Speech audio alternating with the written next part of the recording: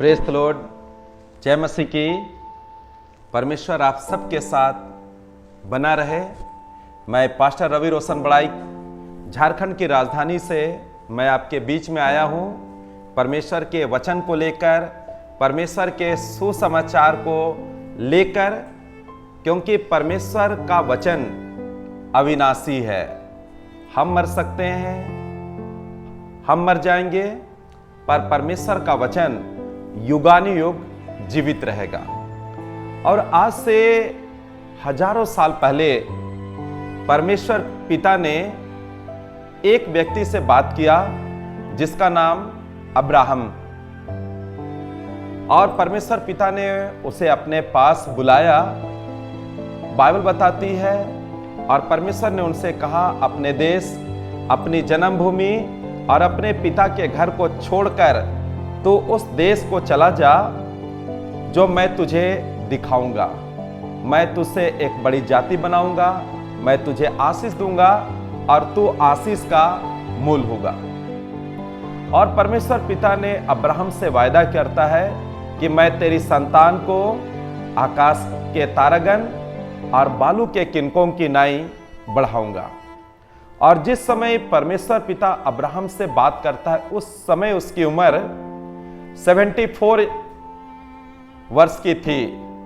और 25 साल के बाद परमेश्वर इनसे फिर से बातचीत करता है अब्राहम से, और इस बात को कहता है, यदि आप मेरे साथ इस पद को निकालेंगे जो आपको मिलेगा उत्पत्ति की पुस्तक, बुक ऑफ जेनेसिस चैप्टर 17 और उसका 1। उत्पत्ति की पुस्तक 17 अध्याय उसके 1 पद में ऐसा लिखा हुआ है, तब यहोवा ने अब्राहम से कहा, मेरी उपस्थिति में चल और सिद्ध होता जा।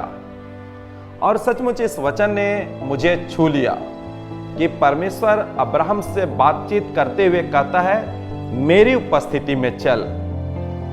और हम जानते हैं कि परमेश्वर के निकट आनंद की भरपूरी है, और जो कोई उसके पास जाता है वह उसके विलाप को आनंद में बदल देता है, और उसके कमर में आनंद का पटुका बांध देता है ना।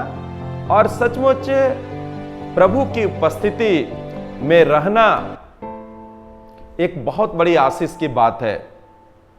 और अब्राहम से परमेश्वर कहता है, मेरी उपस्थिति में चल और तू सिद्ध होता चला जा।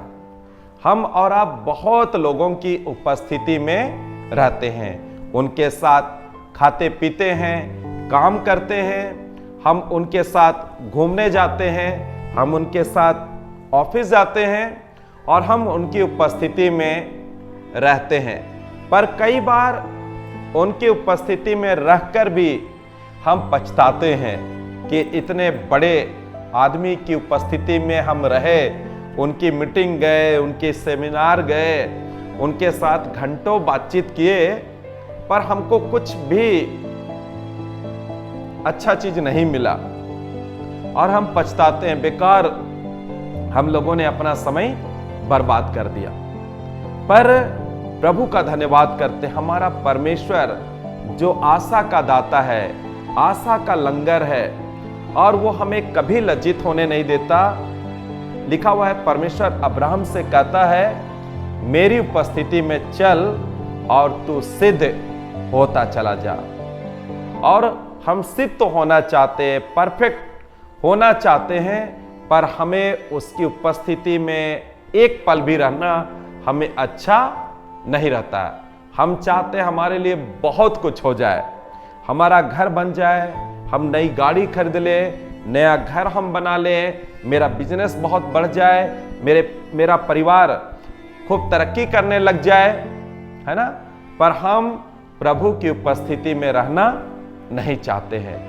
मैं एक व्यक्ति को जानता हूं जिसका नाम यूसुफ है, और वो परमेश्वर की उपस्थिति में रहा करता था। जब वो बहुत छोटा था, बाइबल बताती है, तो भी वो परमेश्वर की उपस्थिति में रहता था। और जब पोतीफर के नामक जल्लाद के घर में भी वो गया, और अपने घर का सारा अधिकार, अपने घर के एक एक रूम की चाबी उसके हाथ में दे दी, तो भी वो परमेश्वर की उपस्थिति में बना रहा और उसने सारा काम मन लगाकर किया, सब काम ईमानदारी से किया। और जब जलादों के प्रधान पोतीफर ने देखा कि यूसुफ जब से मेरे घर में आया है तब से मेरे घर में चीजें बढ़ रही है, चीजों में आशीष हो रही है, और उसने अपने घर का प्रधान उनको बना दिया। पर पोतीफर की पत्नी उस 17 साल के नौजवान यूसुफ से घंटों बात करती थी और वो चाहती थी कि यूसुफ उसके साथ सोए।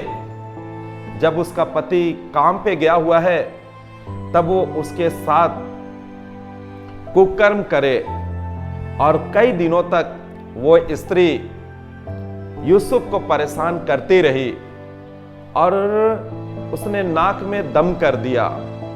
और लिखा हुआ है खुद ही उसने अपने कपड़े फाड़े। जब यूसुफ ने इनकार कर दिया उसके साथ सोने से, उनके साथ कुकर्म करने से जब यूसुफ ने मना कर दिया, तो उसने खुद ही अपने कपड़े को फाड़ती है। और जब यूसुफ वहां से भागता है तो वो अपने पति को सारा हाल बताती है और बताती है कि जो पुरुष यहां पर लाया गया उसने मेरे साथ जबरदस्ती करने की कोशिश की, और उसके स्वामी ने उसको जेल में डाल देता है।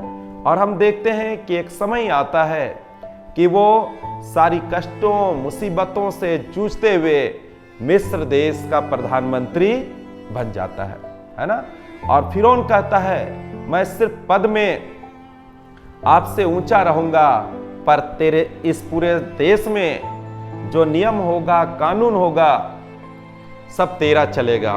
और उसने आज्ञा देता है, वो आज्ञा देता है कि लोग यूसुफ के आगे घुटना टेके, और जब यूसुफ कहीं भी आता जाता है लोग उसकी जय जयकार करें। मैं बताना चाहूंगा और कहना चाहूंगा कि जब हम परमेश्वर की उपस्थिति में रहते हैं तो हमारा परमेश्वर हमको और आपको ऊंचा उठाता है। हमको और आपको वो पूंछ नहीं, परंतु वो हमें सर बनाता है। हमको वो नीचे नहीं, परंतु वो ऊपर रखता है। और उसके वचन में लिखा हुआ है कि तू बहुत तेरी जातियों को उद्धार देगा, परंतु किसी से तुझे उद्धार लेना ना पड़ेगा। आज सचमुच परमेश्वर हमको और आपको अपनी उपस्थिति में हमको और आपको सिद्ध करना चाहता है। वो चाहता है हम उसके सामने बैठे, हम उनके सामने वाद विवाद करें, और प्रभु चाहता है कि हम उसकी उपस्थिति में हम रहने वाले हम हो सके। इस संसार की उपस्थिति, इस संसार का चकाचौंध हमको बहुत अच्छा लगता है, हम खींचे चले आते हैं। कहीं पर भी हमको जाना हो, किसी की शादी, बर्थडे, किसी की शादी सालगिरह पर, हम कई दिनों से हम उसकी तैयारी करते हैं। पर हम और आप प्रभु की उपस्थिति में रहने के लिए हम तैयारी नहीं करते हैं। चर्च तो जाते हैं सप्ताह में एक दिन, हम अच्छे कपड़े पहन के तो जाते हैं, पर हमारा मन कहीं और लगा रहता है। हम बार बार घड़ी देखने लगते हैं, हम बार बार सोचते हैं चर्च कब खत्म होगा, ताकि मैं अपने दोस्तों के साथ घूमने के लिए मैं जाऊं। बार बार, है ना, हम पास्टर साहब को देखते हैं और कहते हैं, मन ही मन कहते हैं कि चर्च क्यों ज्यादा आज लंबा चल रहा है ना। हम बार बार मुंह बजाते रहते हैं और हम प्रभु की उपस्थिति में हम रहना नहीं चाहते। दाऊद कहता है, जो तुझसे दूर होते हैं वे नष्ट होंगे, जो तुझसे दूर होते हैं वे नाश होंगे। सचमुच जब हम अपने परमेश्वर के साथ अपनी निकटता में रहते हैं तो हम नष्ट नहीं होते हैं, पर हम और आप अनंत जीवन को हम पाते हैं, है ना। प्रभु के साथ समय गुजारना एक इन्वेस्ट करना है, और इन्वेस्ट जो हम करते हैं तुरंत रिजल्ट नहीं मिलता है, पर जब हम अगर हम रिजल्ट चाहते हैं तो सचमुच हमको और आपको प्रभु के साथ समय गुजारना होगा।